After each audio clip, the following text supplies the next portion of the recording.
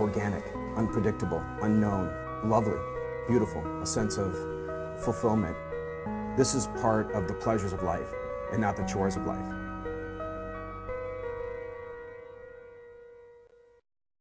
Coming up on Daily Iowan TV, see which former Iowa coach now has a bronze statue on campus. And find out how the University of Iowa's Greek community is using a simple penny to change lives across the ocean. And in sports, a new addition at Kinnick Stadium may help brighten the Iowa football program. That's all coming your way next. Daily Iowan TV starts now. I'm Tom Brokaw. For more than 100 years now, the University of Iowa community has been waking up to the Daily Iowan. Today, it's the largest newsroom in eastern Iowa. And now you can see the news every night on Daily Iowan TV and get it anytime worldwide at dailyiowan.com.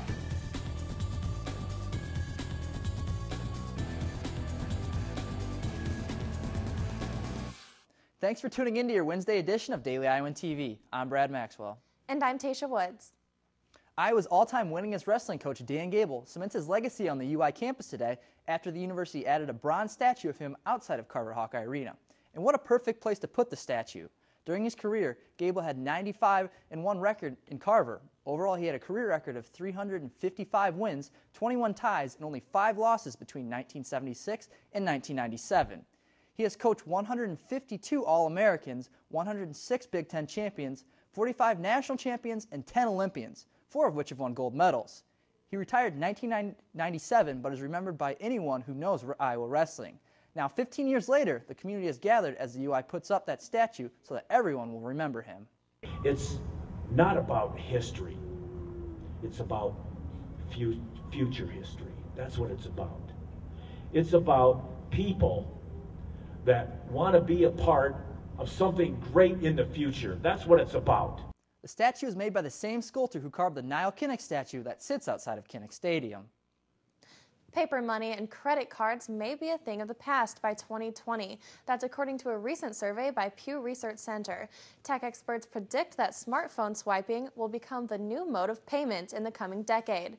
Experts cite immense growth in smartphone usage as well as the convenience and security of smartphones as the biggest indicators of this paper-free transition. The survey sampled 1,021 experts ranging from Harvard professors to computer engineers. War has a new meaning this week as Greek communities battle it out in this year's Penny Wars to raise money to help women around the world go to school. Daily Iowan reporter Mary O'Connor takes a look at this friendly competition. Pennies, pennies, and more pennies filled the tables at the Iowa Memorial Union this week as students from all the Greek organizations stopped by with their own pennies to fill their group's container. However, one volunteer tells me this is not always the case. Watching the pennies roll in and the competition began with people dropping in dollars and coins to sabotage other people's teams. Sabotaging other people's team is acceptable because at the end of the day, the money raised will be donated to the Circle of Sisterhood organization that sponsors girls and women all around the world to attend college. The Circle of Sisterhood's impact is felt next door in Mexico.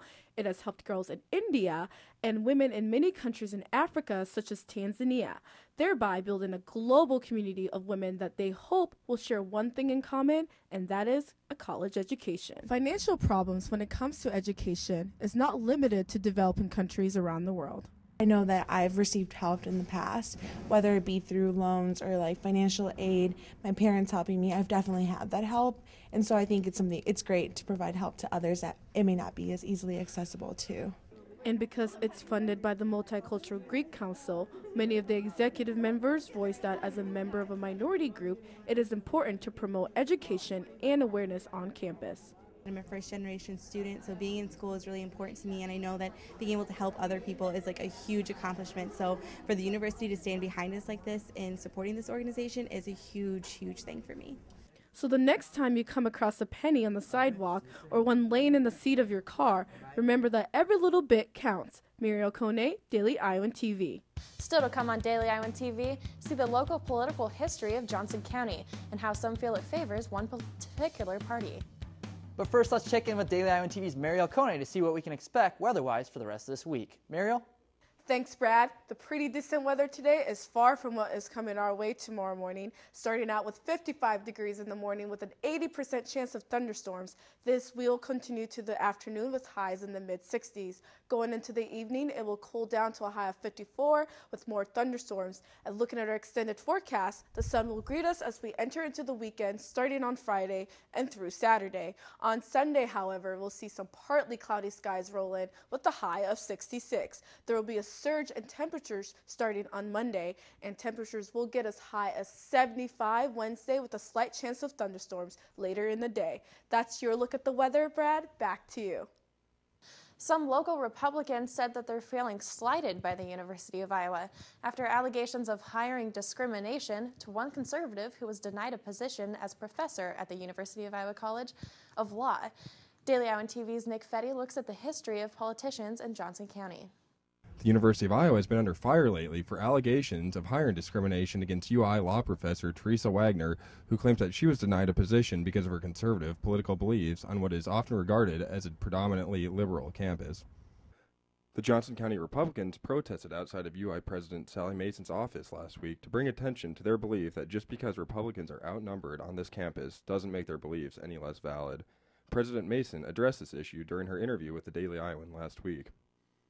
Every job advertisement that we put out there says we are an equal opportunity employer, and we're careful to adhere to all the guidelines, all the laws that are out there requiring hiring.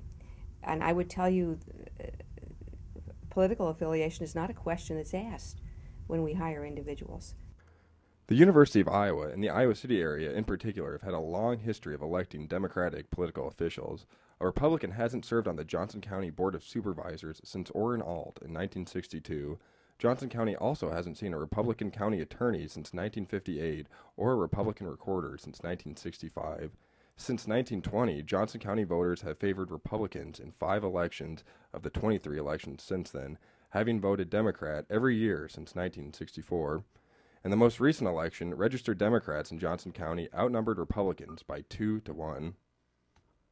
However, Iowa City and Johnson County haven't been completely absent of Republican politicians. Iowa native Thomas Martin graduated from the University of Iowa in 1916 before serving as the mayor of Iowa City from 1935 to 1937. Martin finished his career as a Republican U.S. Senator from 1955 to 1961. The University of Iowa has also been known for partaking in progressive movements such as the Dow Chemical protests on the UI campus back in the 1960s. According to a letter to UI President Mason from the Johnson County Republicans, an analysis of voter registration of UI faculty revealed that only one member of the law faculty and only one member of the political science faculty were registered Republicans. Regardless of the political leaning of the community, the University of Iowa will handle this lawsuit with the utmost seriousness. The U.S. Court of Appeals will begin looking at the Taysha Wagner case this October. Nick Fetty, Daily Iowan TV. And now let's see what's going on outside of Iowa. TV icon and music industry pioneer Dick Clark died from a heart attack today at the age of 82. Clark hosted game shows, TV bloopers, and practical jokes, and hosted the annual New Year's Rockin' Eve broadcast. Clark was also known for promoting African-American artists. Despite racial views at the time, his weekly dance party TV show, American Bandstand, first aired. And reality star Kim Kardashian recently said on her sister's TV show that she wanted to run for mayor of Glendale, California. Kardashian does not technically live in the city, so she would have to gain residency first. Kardashian said she plans on buying a house in Glendale soon and wants to run in about 4 or 5 years. Phoenix Coyotes forward Raffi Torres was suspended indefinitely today by the NHL after this big hit on Chicago Blackhawks Marian Hossa. Hossa was carried off on a stretcher and taken to a local hospital after Torres left his feet to deliver the blow. Torres has a hearing with the league officials on April 20th in New York. That's tough to watch. Yeah, it looks pretty difficult. And now for your Hawkeye sports update, let's go to Kyle Hughes. With all the construction that is taking place around the Iowa athletic facilities, a new addition built inside and above Kinnick Stadium may have slipped under the radar. Daily Iowan TV Sports' Nick Robertson caught the change that will be making the historic field a little brighter this fall. As fans filled the stands on Saturday for the Iowa football team's annual spring game, they prepared themselves to witness the new-look football team. But But another thing that they might have noticed was that the stadium seemed a little brighter. This was due in part to the brand new permanent lights that were installed earlier this year. And with Iowa being one of the last Big Ten schools to add lights to their football stadium, it seemed long overdue. What is most surprising about the new installation is that neither the school or the football program made much of a big deal about it. Not even players knew about the changes. Walking to the stadium, I noticed there was some lights built in. Kind of quietly put them up with the construction of the practice facility. They snuck them in, that's right. Regardless of knowing about the lights, their presence could represent one thing: more night games. And that's an idea that has players excited. That's actually pretty cool. Those just popped up about 2 weeks ago, and I think that's something we're all excited about. We had a later practice where they flipped them on, kind of like today, but I think that's exciting, and night games are always exciting, so we're looking forward to that. As you can see, 4 different lights have quietly been put up overnight, as it seems, with not much fanfare. Not only is the change coming to the football team, but also to the stadium. I'm Nick Robertson in Kinnick Stadium, Daily Iowan TV Sports. The Iowa football team finishes up spring practices later this week. Most Hawkeye wrestling fans have anticipated the 2012 Olympic trials in Iowa City this weekend for the better part of a year. For 8 Hawkeye wrestlers competing for a chance to make Team USA, they've anticipated this day their whole lives. The training never stops for these athletes, and having a place to enhance their skills makes all the difference. 84 kg trials qualifier and former Hawk Phil Fetty took Daily Iowan TV Sports' Chelsea Byrne on a tour of the brand new Dan Gable Wrestling Complex, a facility renovated last year for the sole purpose of creating champions while still keeping the history of the program intact.